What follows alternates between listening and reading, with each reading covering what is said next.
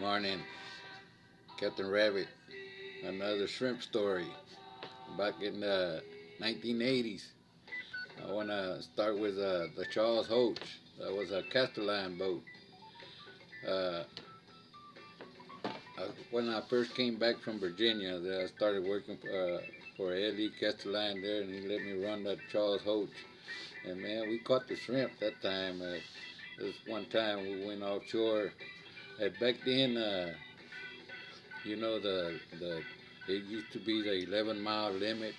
You can fish anywhere offshore the 11-mile limit, and at nighttime you're not supposed to be inshore the 11 the 11-mile limit because that was against the law. But anyway, at that time, we went south of the bar and we started working those 11 miles, 12 miles, and and we were just looking around. We kept dragging further south, and we I think it was my cousin Little was on the wheel there, and I told him take a dip, man, go in maybe 7 fathoms or 8 fathoms, something like that, and see what happens. And we were off Corpus Pass at that time, 3600 line. Uh, he called me. I was in bed, and he called me, all excited, and telling me, look, man. So I went to the back deck, and sure enough, there was a basket full of shrimp on one try. On one try. We hit them, man. I mean, uh, so we were kind of outlawing because we were in the limit there, but we made a 4 hour drag. We picked up before daybreak. So we picked up and ran offshore out there to 13, 14 pounds and dropped the hook. And man, we had a load. It took us from, I would say, 4 o'clock in the morning till next day, till maybe 4 o'clock in the afternoon to finish that drag. And we haven't had other people come over to help us clean that drag. I think we totaled 86 baskets at that time when we got those. Uh, and that's just picking it, not hitting it, not hitting shrimp. We were just picking it out.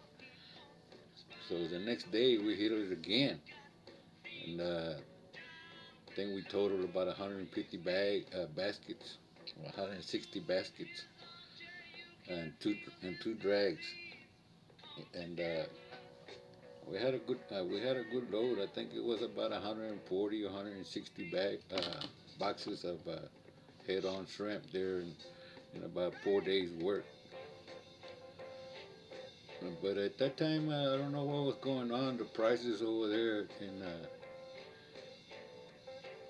in Fulton and Rockport, they were kind of low, and the prices over there in Aransas were good at the co-op. So I had called Mr. Harold Webster about that Uncle Buddy, and he told me, yeah, I heard somebody had caught some shrimp over there. We kind of figured it was you. So he told me, yeah, if you want to come open and get the boat, go ahead and get it ready. So I didn't work with her Castelline too long. I only made 2 or 3 trips. And that's when I got back on the Uncle Buddy. I made a little short video of the Uncle Buddy right there. Uh, it's a video that I found, and I seen that boat coming up to that boat and kind of banging it a little bit and backing back up. So I made a short video of it backing up, the Uncle Buddy. But that's the boat I used to run, and we caught quite a bit of shrimp. That's when Tony Garcia was with us, and he worked with me for a long time. That guy right there, he was my rig man and Cuyo dog, what we called him, and we caught we worked a lot of rough weather, two handed on the boats, and going through some clocking and stuff and catching a lot of shrimp, man. And that guy right there, we will get it on. But the Uncle Buddy, that was the I'm not sure. I think if I got on the say the last part of the 1980, and I got it the 81. I worked at the 81 and going to 82, and then I jumped on another boat in Rockport, the Lady Jean. And I'm gonna put some pictures. I only got pictures where we're sitting on the back deck, or I think my son Rene was catching a fish on the back deck. But you can tell those rails are blue. That's the Lady Jean. And I even got a family picture where my wife and my daughters were little, sitting on the back deck of the Lady Jean, uh, tied up at Jackson Seafoods in Rockport, Texas. Uh, but those are the years we were working right there, and I explored a lot with that boat. I went the boat I went off the Mississippi River, went around it, went behind it, off of Mississippi and Alabama coastline, and got into those, learned how to work around those islands in there where you can get in there, and I exploring new bottoms that I didn't know, but I followed those other guys and I learned it. And we went in one time there at, I think it was Pascagoula, Florida, Mississippi, and we went in to party there one night there at Biloxi. But anyway, that's when Tony was with me on the Lady Jean. But that's why I wanted to talk about that the Charles Hoch. No, when we hit the shrimp, located over there south of the bar, and then I got back on the Uncle Buddy. And when I started going to the Uncle Buddy, there was still some shrimp around the same area, so we were still outlawing. Well, one of them nights, sure enough, we were out there dragging. We had a plane come around. There was a plane coming around, and then sure enough, that plane turned around and came right at us and started taking pictures, snapping pictures of us dragging in closed waters. But what happened was that I knew I was busted, so I had a friend that was going in that morning. So I called him and asked him to wait for me, and he sure did. And I think we only had worked 3 or 4 days that day, but we already had about, I don't know, three bins full of shrimp. Uh, so what we did, we passed it over to my friend over there, the shrimp, the 3 bins, and I only left 2 baskets, 2 baskets of shrimp left on the boat. And he went in, he took the boat into Rockport, and I went into Aransas.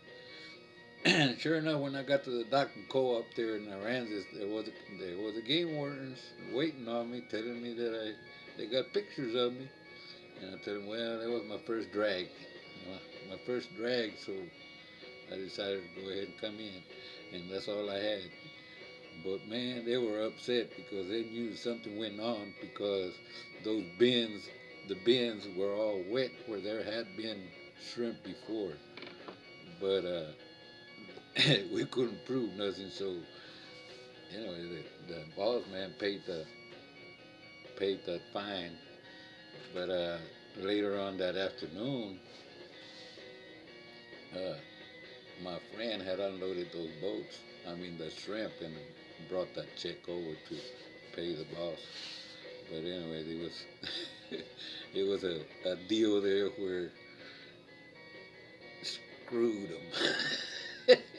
But this is the kind of stories that was going on there back then in 1980. Man, there was a lot of shrimp though. God dang. And there's another story that I want to write. I want to write about. Video on about the other one when the first year they closed the 200-mile limit. Back then, before that happened, there was been quite a few hurricanes that were coming and hitting, and every time a hurricane would come, we would catch shrimp. Man, there was a lot of shrimp showing up, and so I was gonna relate to some of those around here off Aransas, offshore out there, the areas we've been working and hitting those the shrimp.